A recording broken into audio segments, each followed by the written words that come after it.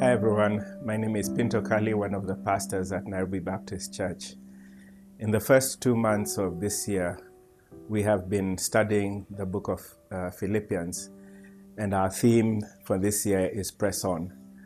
One of the things that comes out in the book of Philippians, chapter 2, verses 3 and 4, it says that in humility, value others above yourselves, not looking to your own interests, but also to the interests of others. And I've been wondering about some of this and thinking about how there are many ways in which the lessons that we've learned through the book of Philippians have somehow had to become practical for us. Of course, there are too many to list in the time that we have now. But just this one, looking towards the interests of others. And it's interesting how Paul puts it, that for us to look to the interests of others, we have to value them.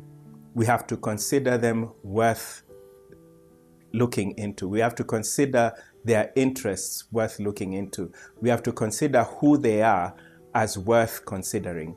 And this is something that, has been crossing my mind when we think about what I prefer to call the churches or the people who have privilege.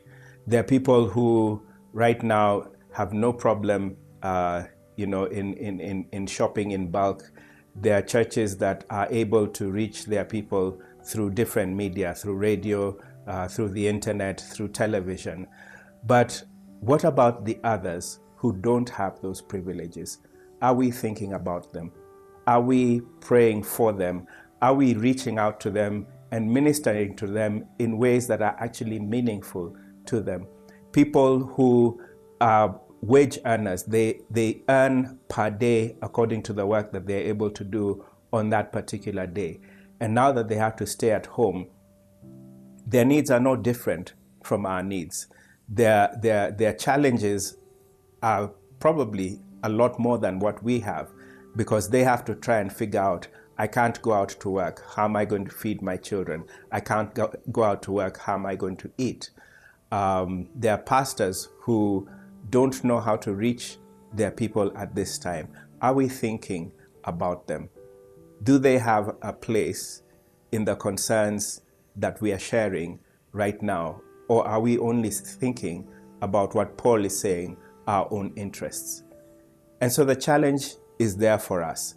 I may not have the solutions right now, but the solutions will not come until we first value others beyond ourselves. The solutions will not come until we start to ask, what about so-and-so who doesn't have the privilege that I have? The solutions will not come until we value them enough to pray for them. And that's another interesting aspect, because when Paul is opening the letter to the Philippians, one of the things he talks about is how he prays for the Philippian church. And he prays in a way that he's praying for them and for what they're going through as if it was he himself who was going through it. That's what valuing others above ourselves is about. Do we pray for them? Are we praying for them as though we're praying for ourselves? Because when we do that, even if we don't have the solution ourselves, the Lord will guide us to a solution that is meaningful to the people who are not as privileged as some of us may be.